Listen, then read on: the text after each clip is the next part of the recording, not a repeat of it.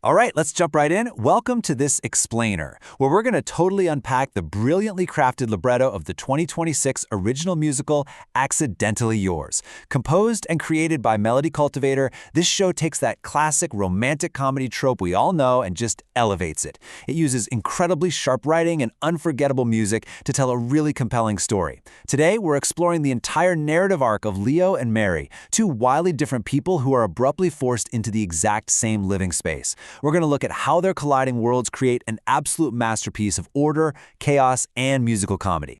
So, to truly understand the engine driving this story, we first have to examine the extreme contrast between our two protagonists, right? The entire foundation of Accidentally Yours hinges on one really compelling question. What actually happens when an immovable object of strict order is suddenly forced to exist alongside an unstoppable, completely unpredictable force of chaos? Honestly, it's a recipe for absolute disaster. But, as you'll see, it's also the perfect setup for profound character growth and some seriously incredible musical numbers. The text establishes this dichotomy right out of the gate. On one side, we've got Leo. His world is this ultra-minimalist New York apartment ruled by perfect right angles and a massive digital clock. He wakes up at exactly 6 a.m. sharp to a clean electronic alarm, making his bed with literal laser precision. He even explicitly refers to order as peace. But then, boom, the door flies open with a massive crash. Enter Mary. She's a chaotic freelancer who just bursts through the door sweating, carrying giant moving boxes, hauling a half-broken floor lamp that's literally held together by tape. She is an explosion of neon highlighters and colorful mess all over his imported Italian wood floor. It's the ultimate roommate nightmare. And you can really hear Leo's extreme need for control anchored in the show's opening number, Life Goes By the Book. If you look at the lyrics from the libretto, you can practically hear the crisp, brassy orchestration behind them. Leo's lines are incredibly staccato and precise. He sings, every single detail must be dialed in just right. He proudly declares he doesn't believe in luck or fate, and that if you aren't 5 minutes early, well, you're 40 minutes late. Then the ensemble joins him in this perfectly synchronized corporate rhythm. The music itself acts as a rigid framework here, perfectly illustrating Leo's deeply ingrained belief that his entire life absolutely must be meticulously scheduled just to avoid disaster. Okay, so you're probably wondering, how do these complete polar opposites end up screaming at each other in the exact same living room? Well, it all comes down to a classic, catastrophic New York real estate scam. The script outlines it so perfectly. A fake realtor going by the incredibly generic name Smith, complete with a terrible toupee and a completely fake mustache naturally, targets them both. He collects 6 months' rent in cash from Mary, hands over the keys, and basically just leaves her to discover she has just moved into Leo's impeccably maintained sanctuary. It's a massive double-booking nightmare that traps them together. And that brilliant setup leads us directly into the fast-paced, comedic duet, This Is My House. Musically, this is designed as a theatrical ragtime number, just packed with bickering vocals. Both characters are in a state of stubborn panic. Leo is literally pointing a hairdryer at her like a weapon, horrified by what he calls the biological terror of her mess. Meanwhile, Mary completely refuses to back down because she's just spent her entire life savings. They both whip out their contracts, realize they've signed a scam-dotted line, and stubbornly declare there's no way either of them is leaving. So to survive this totally impossible situation, they resort to extreme measures. They divide the apartment exactly in half using the thick red tape right down the exact center of the room. Leo stays on his side with his hyper-organized iPad, while Mary is just buried under sketchbooks and neon highlighters over on hers. It's actually a brilliant visual metaphor. It's not just a physical border, it represents the rigid boundaries and deep defensive walls they both use to protect themselves. It's an external manifestation of their internal fears of vulnerability. We see this red line enforced through a beautifully petty war of words. It's captured perfectly in the bouncy pop number, Roommate Rule Number 1. Picture them standing at the tape, clipboards in hand, drafting absurdly detailed boundaries. The lyrics here are so catchy and hilarious. Don't touch my leftovers, don't use my soap. Leo even claims that if you violate a rule, therapy has officially begun. It's this upbeat, bright pop song with hand claps, but it masks the fact that they are expending a massive amount of energy just trying to avoid dealing with each other. The libretto expertly maps out the progression of this roommate warfare over time. We start with days of them drawing that literal boundary. Then it stretches into weeks of Leo acting as a one-man army for the symmetry police, while Mary just watches him with sardonic amusement. But eventually, all this constant bickering over symmetry and dust slowly starts to morph. The pivotal shift happens when Mary playfully reaches over the line to fix Leo's crooked collar.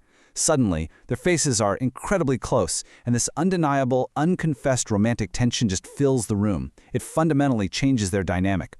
But, that romantic progression hits a literal freezing point during a late, rainy night scene. Leo is sitting alone in this cold blue lighting, holding a whiskey glass, dealing with a deeply painful emotional trigger. When Mary comes out and tries to comfort him, suggesting he can lean on someone, Leo just explodes. He delivers this devastating line, "The biggest error of my life was trusting human sincerity. I won't feel anything anymore." In that moment, we finally understand that his obsessive need for order isn't just some quirky personality trait, it is a severe trauma response to a past betrayal. This heartbreaking revelation is the emotional climax of the Act 1 finale, captured in the dramatic power ballad Absolute Zero. Leo sings about permanently locking his heart's temperature to protect himself from ever being hurt again. The script notes call for an absolute show-stopping vocal performance here. Think orchestral rock with incredibly powerful vocals. He hits this massive operatic high note, and right at the peak of his declaration of emotional freezing, the stage plunges into pitch darkness. It is a stunning, emotionally charged way to close the first act, and it leaves the audience wondering how on earth these walls could possibly come down. Now moving deeper into the second act, that metaphorical ice finally begins to thaw. The staging gives us this great split perspective of Mary and Leo in their respective bedrooms, tossing and turning deep in the night. This transitions into a soulful acoustic duet called How Do I Turn Off the Light? It's a beautifully intimate moment with these slow, gorgeous harmonies. Leo sings, "Why can't I turn off the light she turned on inside my head?" They are physically separated by the very wall they divided, but they're completely connected by this unswitchable light of love piercing right through it. But as is the grand tradition of musical comedy, things have to fall apart before they can come together. A massive misunderstanding, driven entirely by Leo's past defensive behaviors, drives Mary away. Suddenly, her boxes, her neon highlighters, her taped-up broken lamp, they're all completely gone. Leo finally has the pristine, completely silent, utterly ordered apartment he always claimed he wanted. But standing in that empty room, looking at a stray sketch Mary left behind, it hits him. It's perfectly clean, sure, but it's like a shattered mirror. The order he thought he craved is actually completely suffocating without her chaos. It feels like a tomb. So, what does he do? Throwing out his meticulously coded schedules completely, Leo runs desperately to Grand Central Terminal. The stage directions here are brilliant. He bursts through the rushing crowds, and for the very first time in the entire show, his tie is crooked and his hair is messy. He has completely let go of his machine-like control. He stops Mary just before she boards her train and delivers what is arguably the emotional climax of the whole show. He says, "My life was a perfect spreadsheet, but it was dead. You are the most beautiful accident I ever had." He literally begs the storm to come back into his world. Which brings us to the breathtaking symphonic pop finale. The clash of order and chaos beautifully resolves right there in the middle of the train station. You can hear the chorus and ensemble swell together as they sing, "The greatest thing that happened was the day our worlds collided. No more calculations, now our hearts are undivided." Mary jokes about him nagging her handwriting, and Leo replies he just wants her name written all over his milk cartons. Confetti falls, and they fully embrace the fact that their collided, messy worlds are infinitely better undivided. As we wrap up this explainer, the journey of Mary and Leo leaves us with a truly thought-provoking reflection on our own lives. Think about the red tape you've placed in your own world. Are we holding so tightly to our meticulous plans, our daily routines, and our spreadsheets that we're actually freezing our own hearts? Or are we courageous enough to leave a little room for the beautiful, unpredictable chaos of the unexpected? Definitely something to think about the next time your life doesn't go exactly by the book. Thanks for joining me on this deep dive.